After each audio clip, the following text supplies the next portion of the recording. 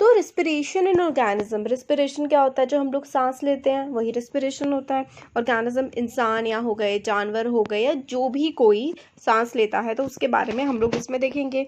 तो इसमें बताते हैं कि एक दिन क्या होता है, बूजो काफ़ी ज़्यादा ईगरली, बहुत ही उत्सुकता से वेट कर रहा होता है अपने ग्रैंड पेरेंट्स से मिलने के लिए, जो कि मतलब टाउन में आ रहे हैं, उनके शहर में आ रहे हैं। वो काफ़ी ज़्यादा जल्दी में होता है क्योंकि वो अपने ग्रैंड पेरेंट्स को बस स्टॉप पे रिसीव करने जाना चाहता है, मतलब बस स्टॉप पे अपने ग्रैंड पेरेंट्स को लेने जाता है। वो काफ़ी ज़्यादा तेज़ी से भागता है और बस स्टॉप पे पहुंच जाता है कुछ ही मिनट्स में। तो जब वो बहुत ही ज़्यादा तेज़ी से भागता है तो क्या होता है, वो बहुत ही हांफने लगता है, तेज तेज से सांस लेने लगता है। तो ग्रैंड मदर पूछती हैं बूजो की कि वो इतनी तेज तेज सांस क्यों ले रहा है। तो बूजो बताता है कि वो भाग के आया था उनसे मिलने के लिए।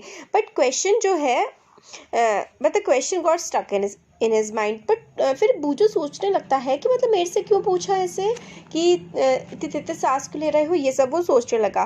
फिर क्या तेज, मतलब मैं भागा इस वजह से मेरी सांसें तेज़ हो गई, मतलब मैं नॉर्मली रहता हूँ तो धीरे सांस लेता हूँ, भागने के बाद तेज सांस क्यों मैं लेने लगा। इस तरीके की बातें बूजो के दिमाग में आने लगी। तो भाई आपके पास क्या इसका आंसर है? तो देखिए, ब्रीदिंग जो होती है ना, वो पार्ट होती है रिस्पिरेशन का। जो हमारे रिस्पिरेशन का पूरा प्रोसेस होता है ना, जो मैंने आपको स्टार्टिंग में बताया सांस लेना, वो एक तरह से आधी बात है। जो हम सांस लेते हैं उसको हम लोग ब्रीदिंग कहते हैं। रेस्पिरेशन में हमारी नोस्ट्रिल्स हो गए, हमारे जो विंड पाइप है, हमारे लंग्स, बहुत सारे जो पार्ट्स हैं हमारी बॉडी के, वो एक्टिवेट होते हैं, वो काम करते हैं। तो हम रिस्पायर किस तरीके से करते हैं? तो देखिए, चैप्टर 2 में हम लोगों ने पढ़ा था ऑर्गेनिजम्स जो होते हैं उनमें स्मॉल माइक्रोस्कोपिक यूनिट होती है जिनको हम लोग सेल्स बोलते हैं। मतलब जितने भी ऑर्गेनिज्म होते हैं उनमें क्या प्रेजेंट होते हैं, छोटी छोटी सी यूनिट्स होती है जिनको सेल बोला जाता है। सेल क्या होता है? A cell is the smallest structural and functional unit of an organism. तो सबसे छोटी यूनिट होती है जो कि काम कर सकती है किसी भी ऑर्गेनिज्म में। एक सेल होता है, सेल से बहुत सारे सेल मिलते हैं तो उसको टिश्यू बोलते हैं। टिश्यू, बहुत सारे टिश्यू मिलते हैं तो ऑर्गन, और फिर ऑर्गन से ऑर्गन सिस्टम, और ऑर्गन सिस्टम से एक पूरा का पूरा ह्यूमन बनता है। तो सेल जो है वो सबसे छोटी यूनिट होती है जिस पे कोई काम किया जा सकता है या जो अपने आप में एग्जिस्ट कर सकती है। हर सेल जो होता है किसी भी ऑर्गेनिज्म का, वो अपना पर्टिकुलर फंक्शन परफॉर्म कर रहा होता है। जैसे कि कोई न्यूट्रिशन दे रहा होता है हमें, कोई किसी सामान को एक जगह से दूसरी जगह ट्रांसपोर्ट कर रहा होता है, एक्सक्रीशन कर रहा होता है, फिर रिप्रोडक्शन कर रहा होता है। तो इन सब चीज़ों का मतलब भी हम लोग देखेंगे। देखिए, न्यूट्रिशन दे रहा होता है का मतलब है हम लोग जो खाना खा रहे हैं वो खाना हमारी बॉडी में लग रहा है, हमारी बॉडी उसको यूटिलाइज कर पा रही है, यही तो न्यूट्रिशन है। ट्रांसपोर्टेशन का मतलब है आपने मुंह से खाना खाया, आपके पेट में गया, डाइजेस्ट होकर के आपके खून में मिल गया, उससे आपको न्यूट्रिशन मिल रहा है, कुछ वेस्ट प्रोडक्ट आपकी बॉडी के बाहर निकल जाते हैं। फिर एक्सक्रीशन, एक्सक्रीशन का मतलब है वही वेस्ट प्रोडक्ट का बॉडी से बाहर निकल जाना। रिप्रोडक्शन का मतलब होता है दोबारा से प्रोड्यूस होना, मतलब नई जनरेशन का पैदा होना, बच्चे का जो पैदा होना होता है उसको रिप्रोडक्शन कहा जाता है। तो ये सारे के सारे फंक्शंस जो हैं वो सेल परफॉर्म करते हैं। अब ये सारे फंक्शंस को परफॉर्म करने के लिए सेल को एनर्जी की, ताकत की भी तो ज़रूरत है। जब हम लोग खाना खा रहे होते हैं, जब हम लोग सो रहे होते हैं, जब हम लोग पढ़ रहे होते हैं, इन सभी की सभी चीज़ों के लिए हम लोगों को एनर्जी की ज़रूरत होती है। पर ये एनर्जी आती कहाँ से है? कैन यू से कि आपके पेरेंट्स क्यों परसिस्ट करते हैं, इंसिस्ट करते रहते हैं, बार बार जोर देते हैं कि आप लोगों को रेगुलरली सही तरीके से खाना खाना चाहिए। फूड जो होता है उसमें क्या होती है? The food has stored energy. जो हमारा खाना होता है ना उसमें एनर्जी स्टोर होती है which is release during respiration. और जो खाना होता है, हम लोग जब सांस ले रहे होते हैं, सांस छोड़ रहे होते हैं, रेस्पिरेशन कर रहे होते हैं, उसमें एनर्जी की ज़रूरत पड़ती है। इसलिए सारे के सारे ऑर्गेनिज्म जो होते हैं रेस्पायर करते हैं to get energy from food. खाना जो हम लोग खाते हैं ना, जब हमारे रेस्पिरेशन के प्रोसेस के थ्रू ही उस खाने से हम लोगों को एनर्जी मिल पाती है। वही हम इस चैप्टर में देखने वाले हैं। जब हम लोग ब्रीदिंग कर रहे होते हैं तो हम लोग जो हवा जो अपनी बॉडी में लेते हैं, हवा में जो ऑक्सीजन होती है उसको हम लोग बॉडी में लेते हैं, और हम लोग अपनी बॉडी से बाहर क्या छोड़ते हैं? Carbon dioxide. मतलब सांस में अंदर जो हम लेते हैं उसको हम लोग ऑक्सीजन लेते हैं और बाहर हमारी बॉडी से निकलती है कार्बन डाइऑक्साइड। एयर जो हम लोग ब्रीथ करते हैं, अंदर बॉडी के लेते हैं, वो बॉडी के अलग अलग पार्ट्स में जाती है और अल्टीमेटली हमारी बॉडी के सेल्स में पहुंचती है।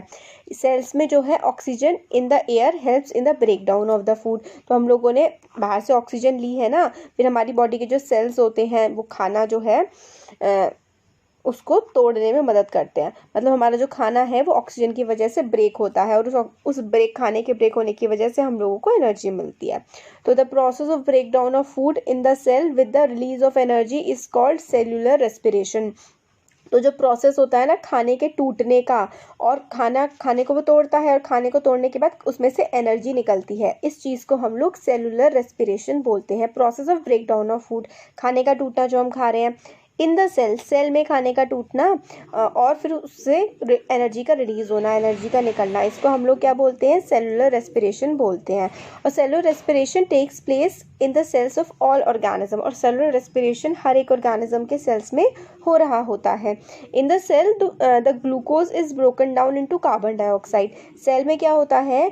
ग्लूकोज जो है ना वो कार्बन डाइऑक्साइड में टूट रहा होता है, ठीक है, और वाटर निकलता है और एनर्जी रिलीज होती है। हम जो खाना खाते हैं वो सारा ग्लूकोज की फॉर्म में कन्वर्ट हो जाता है बॉडी में। उससे ऑक्सीजन जब उस पर जा करके लगती है, उससे कंबाइन करती है, तो कार्बन डाइऑक्साइड प्रोड्यूस होती है जो हम अपनी बॉडी के बाहर छोड़ देते हैं, और वाटर भी रिलीज होता है और एनर्जी भी रिलीज होती है। तो देखिए क्या होता है,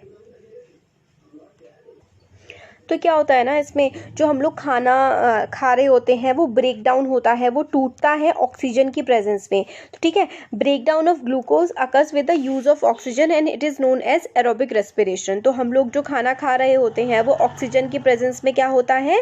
ब्रेक होता है। तो ऑक्सीजन की प्रेजेंस में जो खाना ब्रेक होता है उसको हम लोग कहते हैं एरोबिक रेस्पिरेशन। ठीक हो गया।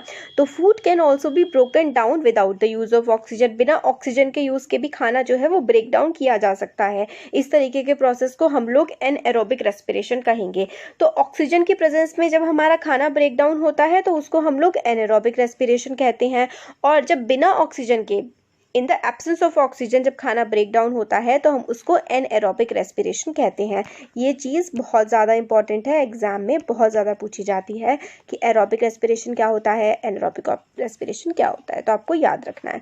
और प्रोसेस ये होता है, ये फिर आपको डायग्राम भी बनाना है कि ग्लूकोज प्रेजेंस ऑफ ऑक्सीजन में कार्बन डाइऑक्साइड, वाटर और एनर्जी रिलीज होती है।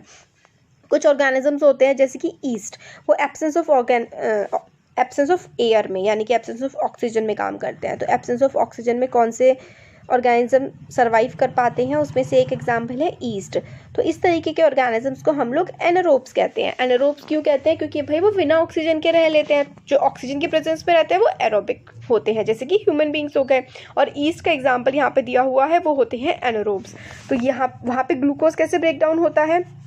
जब एब्सेंस ऑफ ऑक्सीजन होता है ना, तो they get energy through the anaerobic respiration. East जो होता है, इसमें क्या होता है, ग्लूकोज जो है, एब्सेंस ऑफ ऑक्सीजन होती है, तो कार्बन डाइऑक्साइड और एनर्जी तो देखिए दोनों में बनेगी। देखिए यहाँ भी बन रही थी, यहाँ भी बन रही थी, बट यहाँ पर देखिए क्या है, वाटर की जगह क्या बन रहा है? अल्कोहल बन रही है, शराब। ठीक है, तो ये अल्कोहल डिफरेंट फॉर्म का है।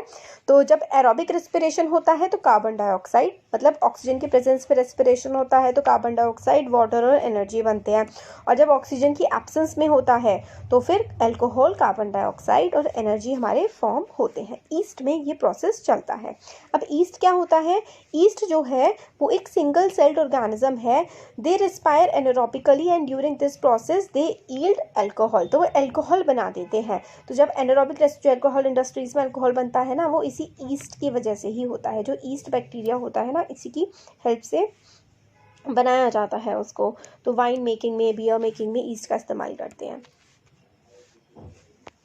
हमारे जो मसल सेल्स है, मतलब ह्यूमन की बॉडी भी एनारोबिकली रिस्पायर कर सकती है, मगर बहुत ही थोड़े टाइम के लिए। जब टेम्परेरी डेफिशिएंसी, कमी हो जाती है एनवायरनमेंट में ऑक्सीजन की, तो हमारी बॉडी भी एनारोबिकली रिस्पायर कर सकती है, सांस ले सकती है, मतलब चल सकता है थोड़े टाइम के लिए। बहुत ज़्यादा जब हैवी एक्सरसाइज कर लेते हैं, फास्ट रनिंग करते हैं, साइकिलिंग, या फिर बहुत ही तेज़ हम लोग चल रहे होते हैं काफ़ी ज़्यादा टाइम तक, तो हमारी बॉडी की जो एनर्जी की डिमांड होती है, हमारी बॉडी को ताकत की काफ़ी ज़्यादा ज़रूरत होती है, मगर सप्लाई ऑफ ऑक्सीजन इसमें लिमिटेड हो जाती है। अगर लिमिट, आप बहुत तेज़ भाग रहे हैं, बहुत ही तेज़ हाँफने लगते हैं, तो ऑक्सीजन की आपकी बॉडी में कमी होने लगती है। अगर आप बहुत ही ज़्यादा देर तक वर्कआउट कर रहे हैं तो एनारोबिक रेस्पिरेशन हमारी बॉडी में होने लगता है in the muscle to fulfil the demand of energy. तो एनारोबिक रेस्पिरेशन मतलब एब्सेंस ऑफ ऑक्सीजन जो होता है, उसमें हमारा लैक्टिक एसिड और एनर्जी रिलीज़ हो जाती है बॉडी से, है ना। ग्लूकोज मसल्स जो होते हैं, मतलब हमारी जो बॉडी में ग्लूकोज होता है ना, वो यूज़ करने लगते हैं और एनर्जी बॉडी के बाहर निकलने लगती है। तभी तो मोटे लोग फिर पतले हो जाते हैं, क्योंकि ग्लूकोज जो बॉडी में है उसका इस्तेमाल करने लगती है हमारी बॉडी। तो एब्सेंस ऑफ ऑक्सीजन में क्या होता है, लैक्टिक एसिड और एनर्जी प्रोड्यूस होती है। तो क्या होता है, मसल क्रैम्प भी इसकी वजह से होता है, मतलब पैरों में यहाँ पर में मसल्स में दर्द होने लगता है ना जब बहुत ज़्यादा भागते हैं, तो वो एनारोबिक रेस्पिरेशन की वजह से होता है। तो हैव यू एवर वंडर्ड कि आपके मसल क्रैम्प्स जो आते हैं, मसल क्रैम्प्स मतलब मसल्स में दर्द होने लगता है क्योंकि आप लोग एनारोबिकली रिस्पायर कर रहे होते हैं, पार्शियल ब्रेक डाउन हो रहा होता है ग्लूकोज का लैक्टिक एसिड में। तो जो ग्लूकोज है उसका काफ़ी ज़्यादा पार्शियल ब्रेक डाउन होता है लैक्टिक एसिड में। किस में कन्वर्ट हो रहे होते हैं, वो लैक्टिक एसिड में कन्वर्ट हो रहे होते हैं।